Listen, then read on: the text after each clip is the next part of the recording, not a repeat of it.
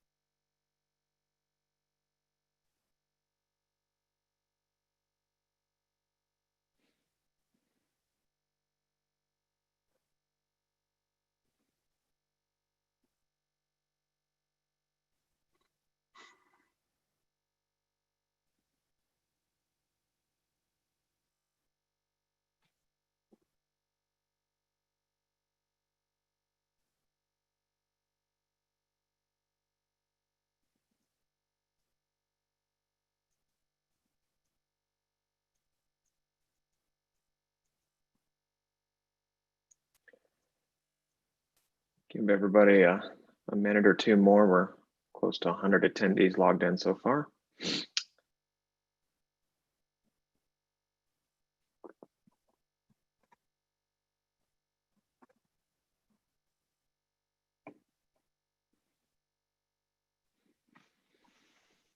All right, well, let's get started. Looks like the numbers are still growing, but we want to maximize our time. So welcome, everybody. I'm David Rizzo. I'm the Chief Operating Officer of the Land to Market Program, here to host you guys and our speakers for this third episode of the Eat It, Wear It, Regenerate It video series. Today, we're having an interview with fashion leader Kering Brand, and just a few housekeeping items I'd like to go through in terms of the webinar Zoom functions. You know, everybody comes in on mute. There's a Q&A function that we like everybody when they have a question that you want to pose to the group. I'll be behind the scenes answering questions, and then towards the end we'll have an open Q&A session, so we'll have some live answering as well. Recommend using that Q&A function rather than using the chat function. That way, anything that we're not able to get to today will be captured and allow us to respond to you guys later on. Use the chat function sparingly, just to prevent distractions from your other attendees, but it's there for your use if you need to. And always, we love it to say remove distractions. We love having you here. We want you to get the most out of this webinar, and anything in your peripheral, we hope won't distract you.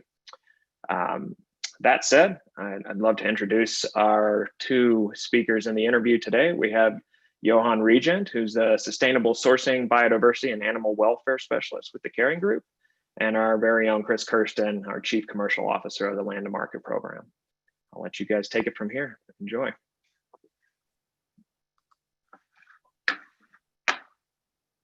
Thank you, David. Chris, I think you're on mute.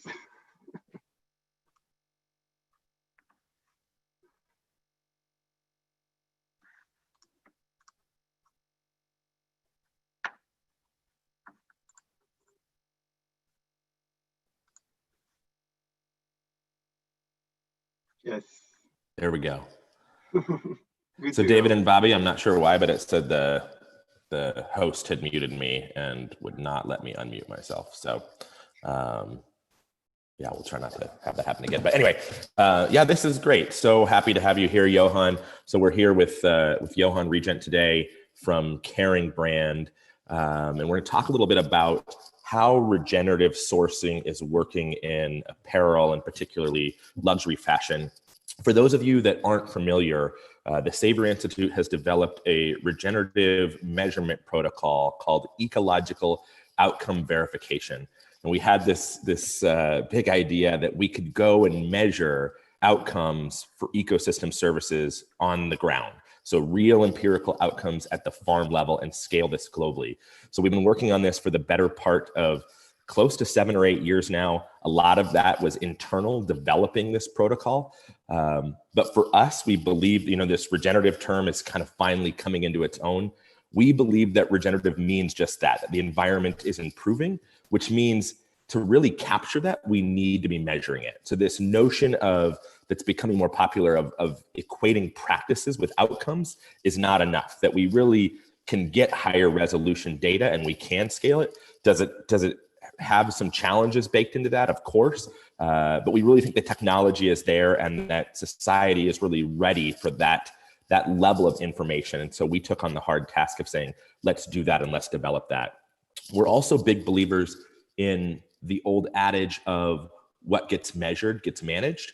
So by getting real-time optics to farmers, we can accelerate their outcomes. We believe that all farmers are on a journey, and that journey of progress can be accelerated by getting them better feedback loops of what's happening on their land on a day-to-day basis. So what we measure in ecological outcome verification is soil health, sequestered carbon, water, and biodiversity. So we're really trying to wrap our arms around the entire suite of ecosystem services, or really get a comprehensive aggregate of environmental health. So far in that protocol, we've measured 2 million acres globally. That is growing exponentially every year. And then the program that David, who just introduced himself, David and I work on is Land to Market. So that's the program after EOV. EOV really focuses on capturing the outcomes of what's happening on the land, and then Land to Market works on everything after that, or what sometimes we say, after the farm gate. So we're working with chain of custody, value chain, communications, really the whole integrity of a regenerative claim, everything that would be transactional, if you will. We work with brands on 3 pillars of helping them find regenerative supply, tell the science behind regenerative, and then really capture that story and wrap that all up with a bow on it and tell it to your key stakeholders, whether those stakeholders are internal or external, which we'll be talking with Yoann more about that. And then we're working across sectors with brands of all different shapes and sizes, from early startups to established, mom and pops, up to big global brands. We're playing in a wide variety of sectors at the moment. So the sectors that we're playing in right now are food, apparel and textile, pet, tourism, and then emerging into ecosystem service markets, which we've talked a little bit before in some of our previous webinars. And so if you want to go back and look at our previous webinars, you can go to Savory Institute's YouTube channel and see them on there. We have one on there specifically about what is ecological outcome verification and Land to Market. So there's a 40-minute session on everything I just said in more depth, so you can dive into that. But let's dive in here with Yoann and talk about fashion. Yoann, why don't you tell us, for those that aren't familiar, what Kering Group as a brand is? Sure. Thanks, Chris. So Kering is a global luxury group managing the development of a series of renowned houses in fashion, leather goods, jewelry, and watches. To name a few you might have heard of, Gucci, Saint Laurent, Balenciaga, Alexander McQueen's, are brands and fashion houses that are part of our group. So the Kering Group is headquartered in Paris, but with operations and sourcing globally, and with fashion houses globally as well. So that's what we do, focusing on the luxury end of fashion. It's a beautiful headquarters. I've been there a number of times now. Can't wait to go back again post-COVID. But let's just dive into the meat of it. Why is fashion interested in regenerative? What's the use case for this? Sure. I'll actually tailor this question to talk on behalf of luxury fashion, which I think is slightly different. I will explain you why. Luxury fashion typically relies a lot on nature-based materials, so either natural fibers such as cotton, wool, cashmere, silk, mohair, or leather, so basically animal hides, and much less on synthetic materials as other fashion companies do. And so basically, even though it might not appear obvious at the first sight, we basically rely on farming. I mean, if it was not for farming, we wouldn't have any materials, and our designers wouldn't be able to design those beautiful dresses, those beautiful bags, those beautiful shoes. So we are somehow, even though we are so far from that, we are basically agricultural, like completely different from agricultural services. And so in that lens, it's very important for us to make sure that these materials, these beautiful materials, are going to be able in the future, just for the sustainability, as in the continuity of our business. Because if tomorrow we aren't able to grow any more crops, we aren't able to raise animals in a healthy way, we basically won't have these materials for us to design with and play with. And even more importantly, for luxury fashion, our supply chains are usually really pinpointed and really focused on very specific sources of materials.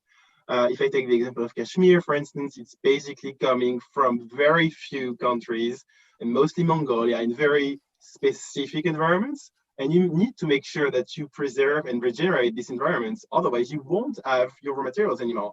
And that's true for basically most of the materials we work with. So as I say, from animal fibers to leather. Yeah, and we work with you, Yoann, specifically on skins and leather sourcing. Yes. And so your title, you sit in the sustainability department of the organization, but your title speaks to biodiversity and animal welfare. Maybe just give us your title. What is your title there? Yeah, my title is very long. It's a lot of words in it. So I'm basically sustainable raw material sourcing, biodiversity and animal welfare specialist. What does it mean? What do I do on a daily basis? That's kind of your question. So basically, my job is to support our brands and our operations within the brands to identify sustainable options for sourcing raw materials. And when we mean sustainable, it's basically respecting all of the dimensions of sustainability. And I do have a stronger focus on maintaining biodiversity and preserving and ensuring animal welfare. Why are these two bundled together, you may ask? I think it's pretty much simple. Animals live within an ecosystem. So basically, if you ensure the healthiness of this ecosystem, you also ensure that animals are going to have proper living conditions and, in the end, proper welfare. And I do believe also that usually farmers and herders and people working with animals look at this holistically. They don't just look at, okay, I'm going to do something just to make sure that my animals are healthy and have a good welfare. They're going to do it also for the health of the land, for reducing their impacts, for regenerating their soil, regenerating the health of the ecosystem within their scope. So it's important to take this together when working with animal-based products, because you can't really decorrelate them completely. I mean, on specific topics you can, but as a whole, if you look at the whole picture, you basically need to tackle these two together. So yeah, as you were giving examples, we're basically striving to identify regenerative sources for leather that also respects the welfare of the animals, making sure that the animals are healthy, are cared for in a proper way, in the best way possible. Yeah, and I think it's important to draw attention to that, because I'm not sure that most brands are there to look at it holistically like that, to really see the overlap between biodiversity, welfare, and other positive ecosystem services like, carbon sequestration and soil health and water quality and those other pieces. So I think it's really cool that you guys are addressing it that way, even in the way that you're structuring your departments and roles and responsibilities. Our partnership with Kering started through Dr. Helen Crowley. A lot of people in the regenerative space have seen her speak before. She's really incredible. Tell us a little bit about Helen and her impact on Kering, and then even yourself. Yes, so Helen recruited me on this job 1.5 years ago. So for me, Dr. Helen Crowley is one of the brightest minds and most inspiring person I've had the pleasure to meet and work with. So as you said, it's funny. She joined Kering coming with an impressive background on conservation and working on this topic. She's a biologist. Biologist, yeah. And she basically really helped Kering as a global company to better understand its ties with biodiversity and how we impact biodiversity and how we should address it, by just not looking trying to do less harm, but actually do better and regenerate. I mean, if you haven't had the chance to talk or to meet with Helen, you're missing out. I can definitely say that. And I think she's definitely challenging internally the company on things that are pretty established. I mean, it's for those who know how fashion works, you need to challenge constantly the design teams and the operation teams to change their sourcing practices. And this is something that she always strives to do, but by actually, she's really good at giving sense and giving meaning into things that are not, I mean, why should a designer care about biodiversity? Like making this link between one person's job, which is very operational and very focused on their expertise, and actually the far out impact that this job actually does have on the farm or wherever the material is coming from. So very an inspiring person. Helen is currently on sabbatical, but she's coming back at the end of the year, and I can tell you, I'm counting the days until she's back in the team, so that we continue working together and achieving great things together. Yeah, she's a powerhouse for sure. She's been doing her sabbatical at Conservation International, and we still continue to engage with her, and she's doing really incredible work. When I first met Helen, she showed me how Kering is using the tool environmental profit and loss, or what is sometimes shortened to EP&L. David, do you mind pulling that slide up? Yoann, tell us what EP&L is as a tool and how Kering is using it. Mm-hmm. So yeah, the EP&L, so as you said, that stands for environmental profit and loss, is the way we internally in Kering assess and monitor our environmental impact. So it is a tool that enables us to measure different sets of impacts, so 6 different impacts: air emissions, greenhouse gases, land use, waste, water consumption, and water pollution. And so we measure these through all of the different tiers of the supply chains. So from our own operations, which will be tier 0, so the offices and the stores and the warehouses, stuff like that, down to the farm, which will be tier 4, where basically the material is being generated. So this is it's a very complex tool. I could speak about this for hours, but basically what makes it really powerful is what you said at the beginning. I mean, I really like this expression that you used earlier. What gets measured gets managed. It's basically a very powerful internal decision tool, because what it does, so it does basically based on a lot of input. So we collect a lot of information throughout our suppliers about volumes of sourcing, where they source it from, what types of farming practices, what type of factories, and it's real data that we collect every year from our suppliers. And all of these data, so for the different types of impacts, gets first monitored and assessed on a environmental KPI that we don't really use. And this environmental KPI then gets translated into money, so into a financial KPI. So through different setups, for instance, if we take the land use impact, basically you'll just define how impacted is an area of land that you might source from in terms of surfaces, in terms of what types of impact are happening into this land. And the way we actually transform this figure into euros is by evaluating the loss or the gain in terms of positive impact of ecosystem services. So we actually value the ecosystem services. And through this, it basically gives us a euro value per kilogram of leather or per kilogram of wool or whatever you name it. And that enables us to do something very, very useful, is to compare, as we say, apple with oranges. Basically, okay, you can compare apple with oranges through their prices. They are 2 different things, but they have a price tag. So that's why you can actually compare them. And that's how we can compare things that have nothing to do with each other, such as, for instance, air emissions and land use. I mean, how do you compare that otherwise? I mean, it's very difficult. And that's very useful for us. And what the EP&L, which, by the way, is an open source tool, so I invite all of those interested to go and dig in. You can play with it. We have some small demos and simulation tools that enables us to kind of make your own assessment on a very first layer. So yeah, if you're interested in that, we have a dedicated website for the EPNL, so go and play with it. And so basically what we use it for is basically to identify where we should focus on. And as it shows on the slides you have here, the first thing that is basically striking is the fact that 2/3 of our impact happens at the raw material production level. So basically at the farm, at the mine for metals, and where the raw material is extracted. And that's basically very impressive because you might do amazing things in your stores, in your offices, but in the end, it's not going to matter. I mean, it's going to be visible. But I'm going to use this way. It's going to be greenwashing, basically. Yeah, we have beautiful stores, blah, blah, blah.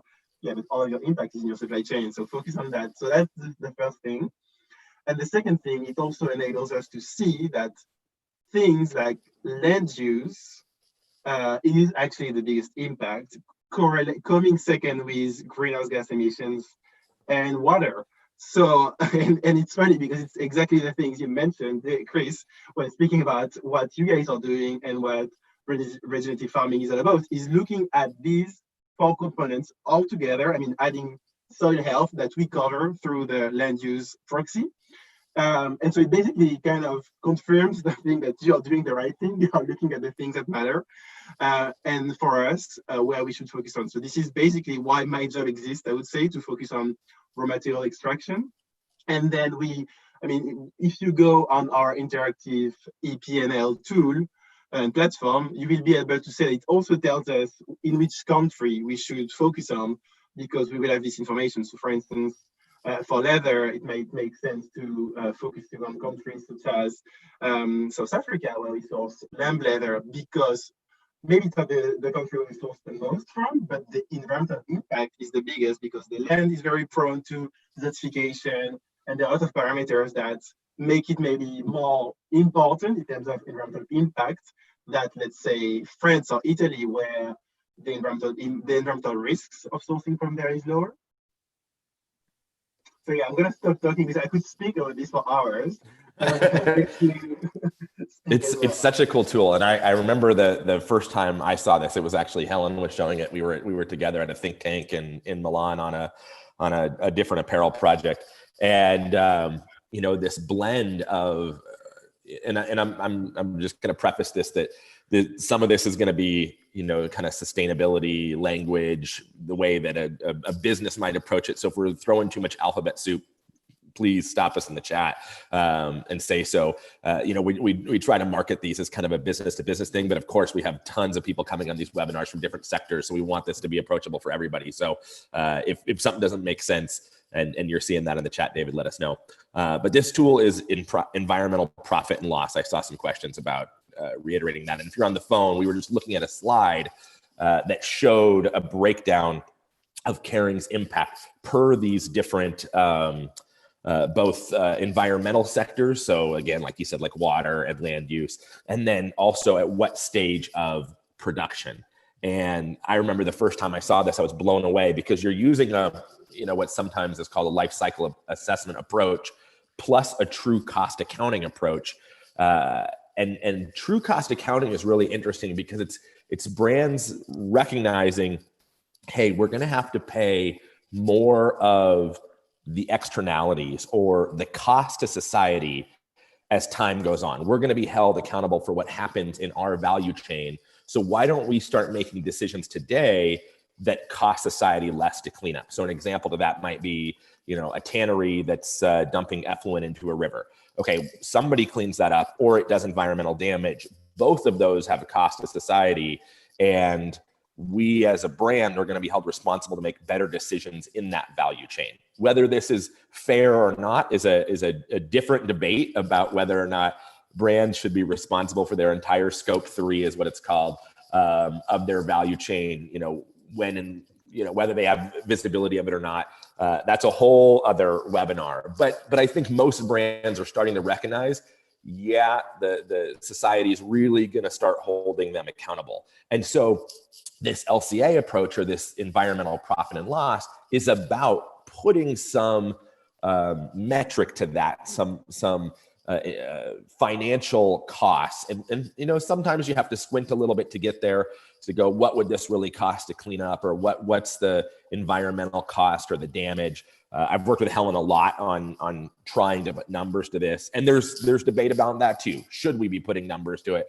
You know, I love, there's a book by Charles Eisenstein that, you know, one of the quotes in there, he says, you know, does that mean that if a rainforest, you know, provides $5 million of benefit to society, if we could get $6 million from cutting it down, that we would do it? Of course not. We're not trying to take that approach. It's just about that notion of what Yoann just said, and kind of repeating what I said about EOV, of what gets measured gets managed. And so giving brand managers better optics to be able to say, we can make better decisions along our supply chain. It's super cool. And in that first meeting with Helen, you know, she said the same thing that Yoann just said. Here, pull that back up, David, for those that are watching live. You know, everyone talks about all the sustainability programs that they're doing in, you know, making their trucks more fuel efficient, or changing the light bulbs in the store to be more, energy efficient, LED bulbs and things like that.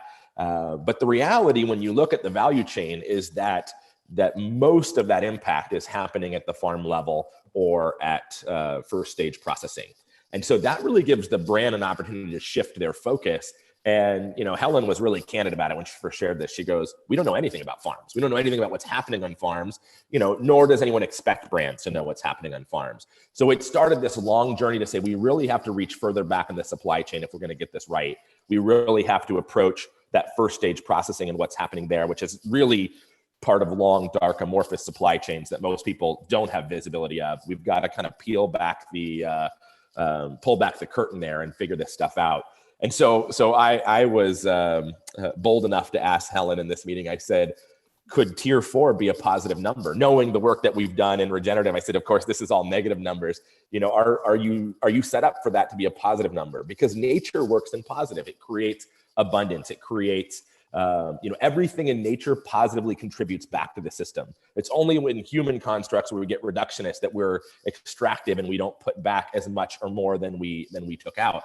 And so I've kind of challenged them. That started our relationship with Kering. Helen was quite intrigued by this notion that could be a positive number. Anything more to add on that true cost accounting approach, Yoann, and kind of where you see the future and compliance and how, you know, Kering is leading on that front? No, I would say something that you mentioned before, basically. So this is a picture, and the idea is how you transform this picture. Because I said, of course, we rely on information on our suppliers to draw this picture. But then, how do you act on it? That's a very different question, because you need, as you said, when we started this, people were like, yeah, but I have actually no idea really where I'm sourcing from. So how do I go back all the way up or down, depends which way you look at it, to the farm? And I think that's basically the biggest challenge, is how to build traceability, to be able to go back and to interact with the farmers that are in your supply chain, to help them and to accompany them into this transition to regenerative agriculture. So I think that's the biggest challenge. The picture is very important to have in order to know, okay, where should I start? But then not that building the EPLN was an easy thing to do. It was very long-term process. It was before my time, so I'm not going to say anything about that. But it gets even harder when you need to act on it and actually identify best solutions, alternatives, or engagement opportunities with your supply chain. Yeah, and this is where I think, you know, so much synergy exists between the work that we're doing at Savory and the work that forward-leading brands like Kering are doing, because we have this 50-year history of working with farmers to manage their land holistically, to get these positive environmental outcomes and make their land bases more resilient at the same time. And we were always focused business to business on that relationship with farmers. And it's only in the last 7-8 years that really, I think we've reached a tipping point of people saying, boy, I would really love to be able to engage with this and how my brand sources. Consumers are starting to ask more questions about sourcing all the way back to tier 4. And the timing is just really right for the brands that are reaching back in their value chain to address some of these questions. And we're starting with this long history and this global network of farmers reaching forward. Is that work always easy? No, but at least we have people working on both ends of the value chain working to come together. And that's really how we've approached this with Kering is, you guys have been spending a lot of due diligence reaching back in your value chain. We have this long history of working with farmers, and now we're reaching forward. And now it becomes the next phase of hard work and due diligence of making that all mesh in the middle. But that takes me to a little bit of a transition. I think, for those like myself that come from the food space, we've kind of been baked into this paradigm that it's really all about the consumer paying more for a regenerative product, or really any elevated claim. Sometimes people use the phrase in food of NASCARing, like NASCAR racing, where there's all the sponsors on the cars, that you pick up a package of food and it's got all the different labels on it. And apparel doesn't really do any of that. A little bit in the outdoor space, but certainly daily wear, lifestyle, and luxury aren't doing that really at all.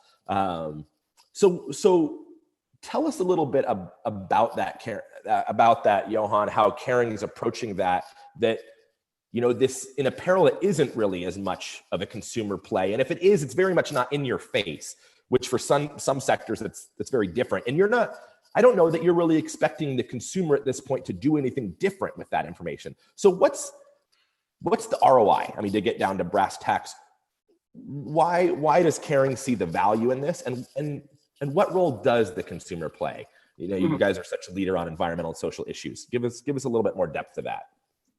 I mean, I think it's a bit, maybe a bit more nuanced that you put it. I think fashion and luxury consumers do care and do want to know have information. I mean, of course, there is the biggest difference with food, because you want to know as much as possible on what you're gonna eat, because it can have an impact on your health. It can have so many impacts. So it's always the first thing that comes under scrutiny. Is like, okay, what's inside this? Where does it come from? When it comes to fashion, I think it's and luxury fashion, I think it's yeah, you're right. It's a different angle. The fashion industry has been, as everybody's aware, quite historically pushed more on the social responsibility that it has, because of the value chains where the operations and where the factories are operated, to make sure that there are good conditions within the supply chain. And much less, you're right, on the typically on the topic of regenerative agriculture or animal welfare. This is definitely changing, though. So actually, there was a very interesting article from Vogue Business last week or 2 weeks ago, showing that the Generation Z, which by the way is now the first consumer segment for luxury, so they are the ones who basically are a reason why we still have a job and we're still here, is because they buy our products. Their first interest when it comes to sustainability, so all social, environmental, animal welfare, ethics, whatever, is now animal welfare just above environmental impact, which is basically what we are talking about around here. It's basically making sure that we are working with healthy animals and healthy soil. So first of all, I think this is changing. They don't necessarily make the link with the farm, because people think about the fiber maybe, but not necessarily about the animal, but it's definitely starting to change. So that's still there. That being said, I would say for us, the first push is what I mentioned in my intro. It's basically, as a luxury brand, we don't have, as a luxury group with our luxury brands, our brands don't have a choice but to switch to better materials if they basically want to exist tomorrow, because they won't be able to source. If you take a very concrete example of cashmere and mohair, you won't have cashmere and mohair anymore if you don't just transform the way these animals are being raised, because the soil is going to die and the land is going to die, and the animals won't have anything to graze on anymore.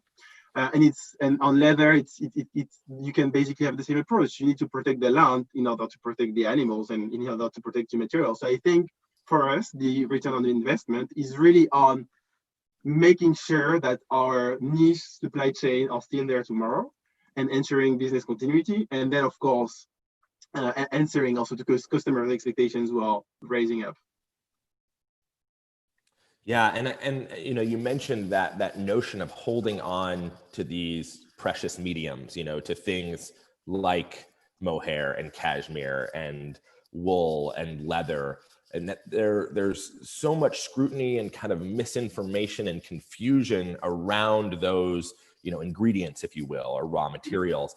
You know, and here you are a brand that's been a leader in environmental and social issues, and you want to maintain those things. You're not saying we're going to become a vegan brand or turn away from these things, that you recognize that these animals actually can be used as a tool when they mimic nature to make the land better. It seems to me that the confluence of that is really around that environmental impact data and really being able to separate in the supply chain what is truly having a positive impact, and then also animal welfare. Do you agree? Is that the two pieces that have to kind of come together to be able to you know, comprehensively feel good about these products maintaining their place and maintaining those mediums and having access to them? Absolutely. I mean, you're completely right. These materials are coming under strong scrutiny, and there are a lot of questions, which is, I mean, it's fine, and I think we should be challenged and we should answer to questions. But I think what we, and I think we, I'm speaking us, you, us, and the other brands engaged on this journey have to do is really explain the role that these animals actually have in the ecosystem, that actually they play a positive role because they help maintaining this ecosystem healthy, and they basically are part of the ecosystem. So if you don't have any use for these animals and you don't have these animals anymore, you won't have the positive impact that they can bring. And also I would challenge the other side of the coin, which is kind of the lack somehow of scrutiny and the lack of link that people sometimes make between alternatives that are still today very much fossil fuel based, and what's the actual impact of this on animals as well, because people tend to think more when they think about plastic about, okay, maybe greenhouse gas emissions due to fossil fuel extractions or microplastic generations of waste pollution, but it also has an impact on ecosystems, and this impact on ecosystems has an impact on animals as well. So this is why you need to be very careful, and you need to have a holistic view, which is not easy. It's a complicated topic. This is why I think people sometimes go to shortcuts to simplify things, but it is a complicated topic, and I think it's also up to us to raise awareness on that. Of course, I mean, for me and for all of us here, the initial condition, though, is that these animals who do play a positive role in the ecosystem and that needs to be there have to be treated in a decent way and have animal welfare in place. So this is why you need to also integrate animal welfare anyways. Totally. And it dawns on me, and I'm even looking through some of the questions here. It's probably worth, give us a brief answer of the difference between a segregation approach versus mass balance. I see about a third of our attendees that I recognize are coming from the food sector. And we're also kind of steeped in this idea that it's because it's something that's going into our body and it's part of our body and it's related to our health, that we take this really puritanical approach, and maybe it's warranted given the different use case here of, again, ingesting it, but it's all about full segregation. And apparel takes a little bit more of an approach of mass balance, and there's an argument to be made that there could maybe even have a greater impact through mass balance. Will you talk about that a little bit? Yeah, it depends. As you say, mass balance is something that is much more common in the apparel sector. It's been there, for instance, on cotton for quite a while now, and other materials. I think fashion has an interest of doing both segregated and mass balance, because mass balance, I mean, in the end, if you do mass balance, the impact is happening anyways. It might not be in the product that you buy, in the product that you purchase, but the impact is the same. That being said, you need to ensure that because not all mass balance schemes are equivalent, and some of them actually sometimes you cannot even trace back the actual benefits. So this is very important. You need to have strong mass balance and not just hypothetical mass balance. And the reason actually why mass balance was even introduced in fashion is because of the lack of traceability. We were saying, okay, we are able to improve this specific cotton field or this specific cattle farm, but we don't know yet if this actually ends up in our supply chain. But it doesn't matter because the good that we do and the impact is actually real and is actually there. But then I still see the value in segregation for when you want to have stronger claims attached to your product, which is not necessarily what we do at Kering, but I know that a lot of fashion brands want to have dedicated sustainable lines that are sustainable product lines that where the material is actually the material that comes from a specific farm, which is be good for, I mean, it can still be good for storytelling and also for marketing, because people can actually say, okay, it's actually the sweater or the shoes that I'm wearing actually comes from that place where improved practices are in place. But I agree with you, it's much less important somehow than in food because you don't eat it and you don't, so you don't have the same direct impact. So I would say that you should still do both. I think, I mean, in the long run, everybody wants to have segregation, but until you have super good visibility and traceability into your supply chain, mass balance does a lot of good if it's well done and the positive impact that you do is well done. Then there might be a question of, oh yeah, but how do I account for it? I think we should not do things only to account for it, but just also for the greater good. And if you cannot account for it at the beginning because it's mass balance, then let be it, I would say. Yeah, and I think sometimes it gets kind of polarized into almost a moralistic decision, and I agree with you wholeheartedly. I think it's a both and I think most brands should be approaching strategies for each. So what that looks like in food or apparel is a lot of times we'll be working with a brand on creating what they'll call a capsule line or a limited run that says that, this is, whether it's, CPG or we're talking about a sweater here, this package of food came direct from farm. We have full transparency and traceability. We've got it fully segregated along the value chain. We know that, let's say, the meat going into this snack stick came off regenerating landscapes, and we're going to label it as such. That's a traditional segregation approach. A mass balance approach is, there are certain commodities that don't self-segregate. Fluid milk, wool, whether it's the nature of the properties of that commodity itself, or just how the processing and the value chain is currently handled to deal with it. So, we might know that a brand sources from these 10 aggregators, and of those 10 aggregators, there's 100 farms and 70 of them are getting regenerative outcomes. And that makes up, just to use round numbers, 70% of the volume.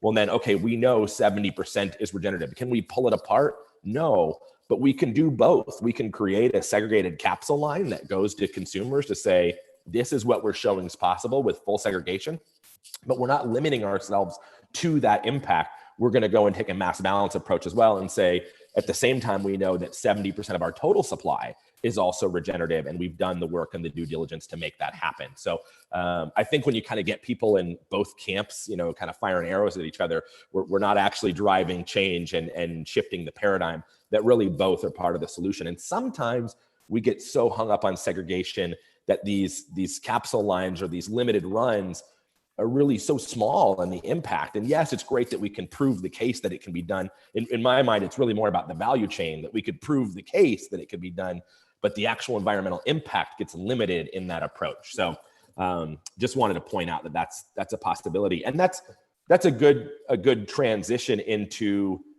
give us, we're going to get here to questions here pretty quick. Give us the short version of this, but I think everybody's probably more aware of this, so we don't need to go into too much depth, but give us your sense of what are the challenges here.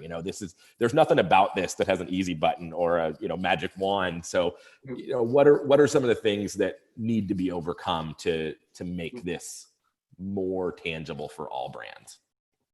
So I think there are a couple of challenges. I think the first one that I already named a couple of times is actually linking the different parts of your supply chain. So you might identify an amazing farm projects working with regenerative agricultural practices in the region where you actually source from, and you say, okay, yeah, this is great, I'm going to source from there. And then you go to your, if you're speaking about leather, you go to your final tannery And this final tannery may be able to tell you, oh yeah, so my sub-supplier, the wet blue tannery is there. So then you go to talk to this one, and then you ask them, okay, where do you buy your hides from? And they might tell you where in the best cases.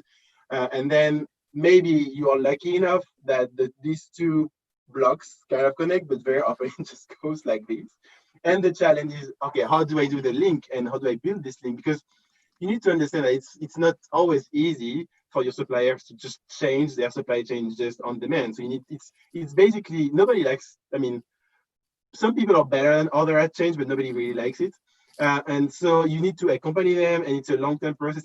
Chris and David have been working on this for the last year and a half as joined, how to, with different projects, different supply chain, different materials, how to actually build the links. So I would say that's probably the stronger challenge, to build this visibility, traceability, and then put the links together.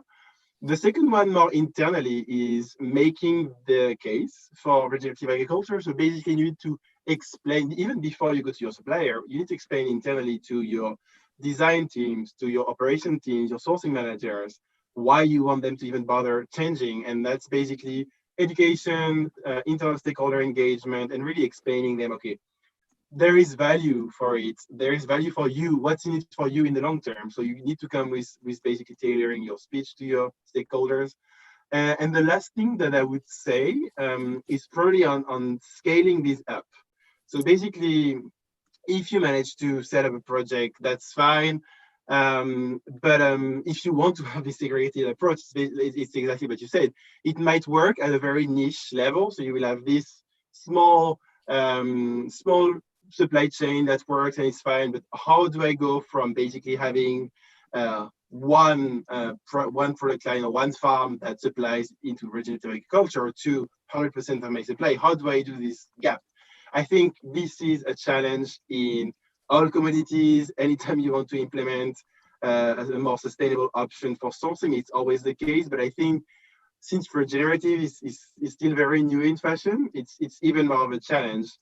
And actually, in order to address that and to actually help ourselves supplying more from regenerative farming practices, we are launching earlier next year, so in January, we are launching regenerative agricultural fund called the Caring for Nature Fund, with an objective of identifying for the supply chain of leather, wool, cashmere, and cotton, regenerative farms, regenerative growers, projects that we can support to scale them up and then integrating them into our supply chain. So it's going to be a five-year program with the quite ambitious objective to actually regenerate and restore 1 million hectares. Of course, it's easier when you think about Mongolia and the vast herds where it's a lot of hectares than more smaller maybe farms for leather, but we still want to have a focus on all of these commodities. So we are currently working with our partner on this, which is the Conservation International, to build the program, to basically build all of the mechanics behind it to be able to launch this early next year, with really the idea, and this is really to answer the challenge of how do we scale this up. Okay, we have done pilot projects, but now we want to do it at a large scale. And so it's really funding the project that we will assess and deem the most impactful and relevant to bring this up. And as you said, I mean, in the end, of course, our aim is to have these materials and this commodity in our supply chain. It might work in most time of the case, but if it doesn't work, as you said, it will be some mass balance. I mean, we won't necessarily make the mass balance claim, but it doesn't matter because the impact will be there. Yeah, and you know, I love what you said on a call a couple of weeks ago, that, you know, regenerative's bigger than food companies, and you know, you want the world to know this. And you know, even our own distilling and land to market of our offerings of supply, science, and story has been a lot of that process of refinement has been through our work with you guys. And so, you know, on the supply side, we're working with you to help find those farmers and then partner where we can in the value chain, which is a lot of times just identifying first stage processing of where those animals are going, and then working together to maintain the integrity from there forward, whether it's mass balance or segregated. And then on the science side, working to take our data set of ecosystem services, plug that in with your guys' environmental profit and loss tier 4 data, and get those two to speak together. And then I love you mentioned that, the internal stakeholders and just even your own kind of work cross departments. We've done a lot together around just helping the brand define what regenerative agriculture and maybe more specifically regenerative grazing is, and internalize that. So sometimes when we talk about story, that's internal messaging, that's cross brand. And so I know we've done a number of your guys' internal events and conferences, and then we've done some of the industry events together, where we'll table or do something together or send joint collateral to an event to talk about what's possible in apparel or in luxury specifically. And it really does take this comprehensive approach, or to use our word of what we do in the land, a more holistic approach.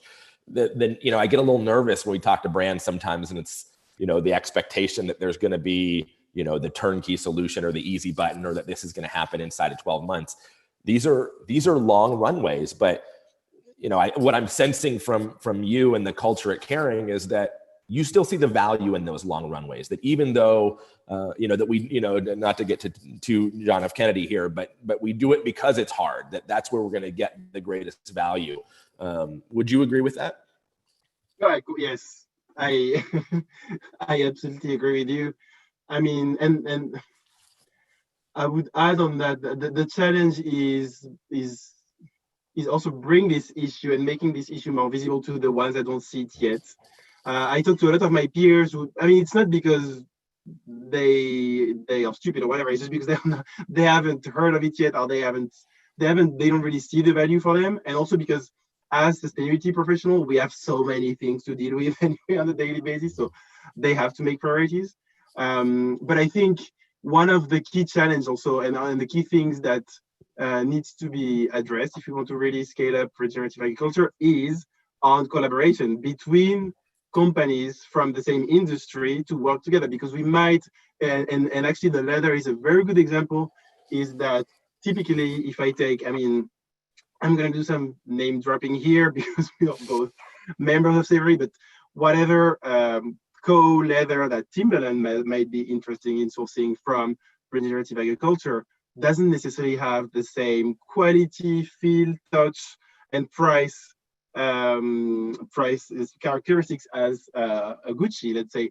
So we might actually have an interest in working together, because we might be able to source from the same farm, because for those who don't know, one farm will generate leather grades and leather quality across the spectrum, not just one type of leather that's going to go for all of the Timberland boots, and then another farm is going to be 100% is going to go to the Gucci bags. No, it's usually a mix of everything.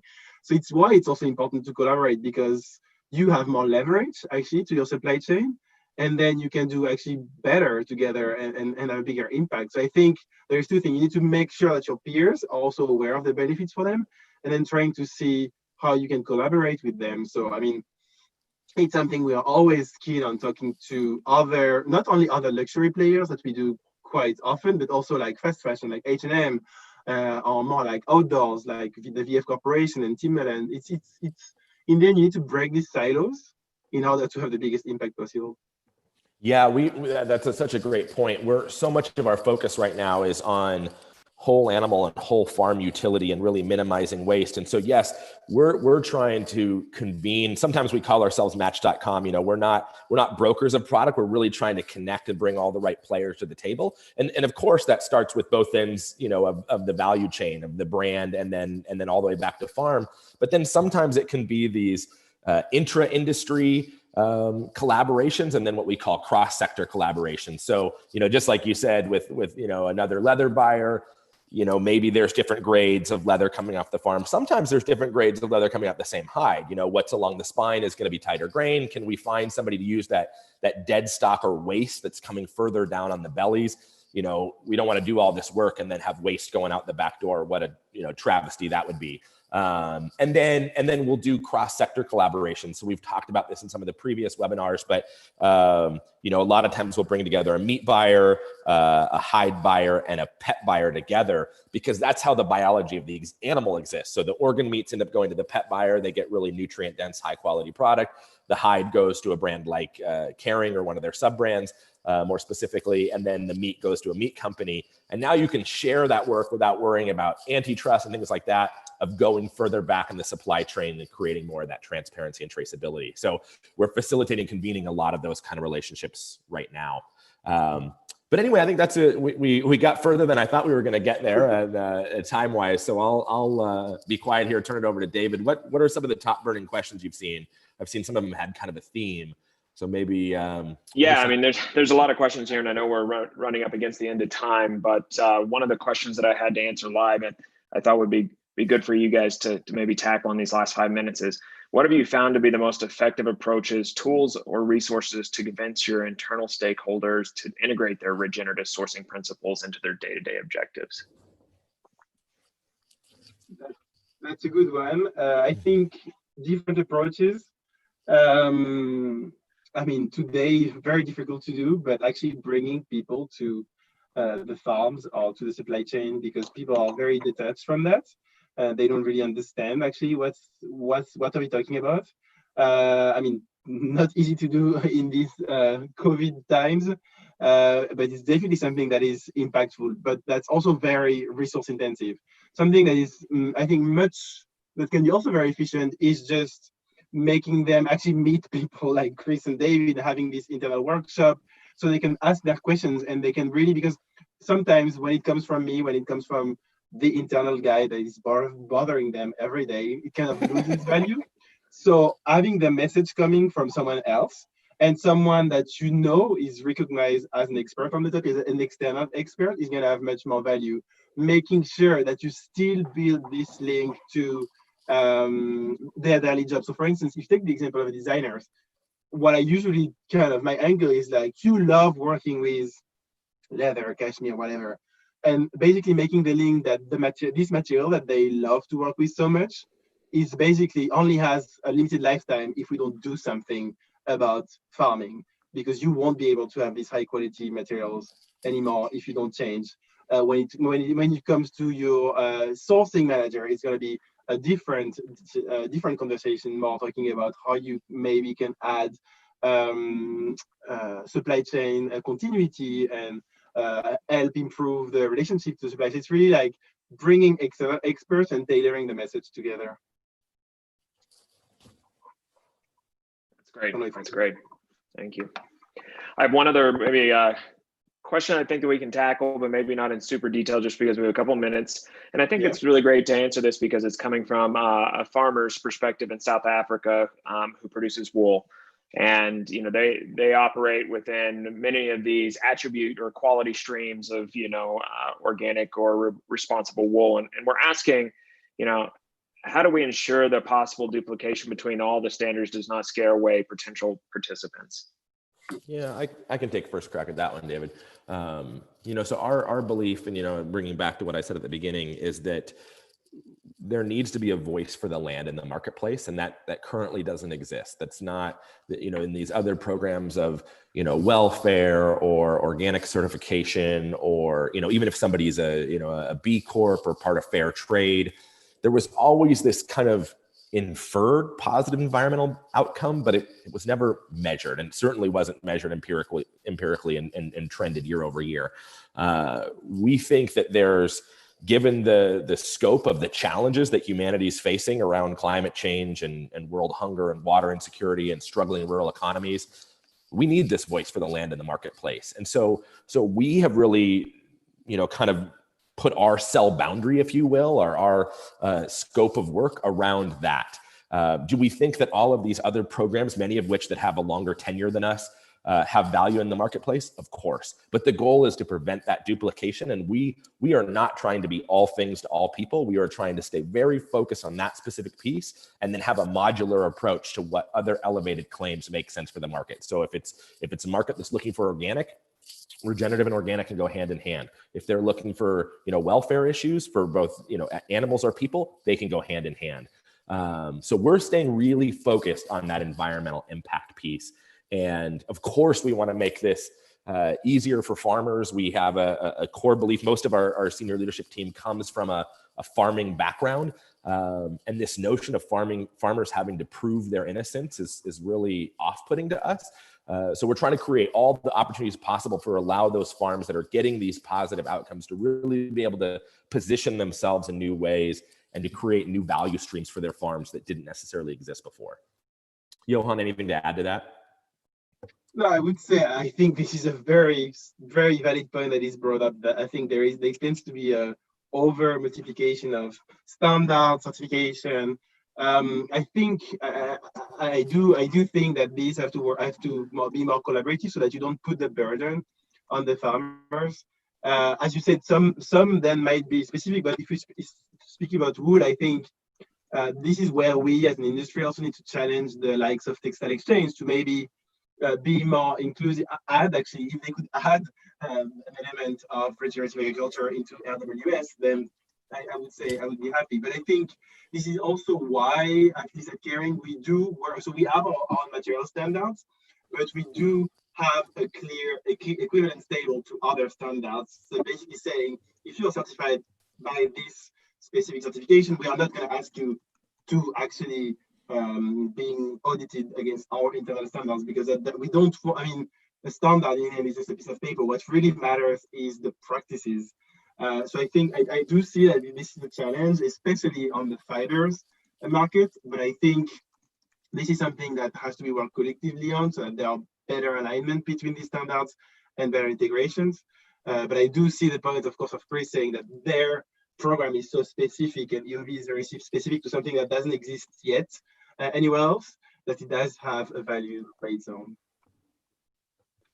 Great. Okay, well, I think that brings us to time. We're actually a minute over. One thing I did see in the chat was questions about how holistic management and how we change management practices on the ground to reverse desertification and heal landscapes. The short answer is it's a triple bottom line proactive planning process that we've developed with farmers, but then there's literally weeks of content after that. And so it's a whole journey to dive in. Two resources I want to leave for people that are interested in that.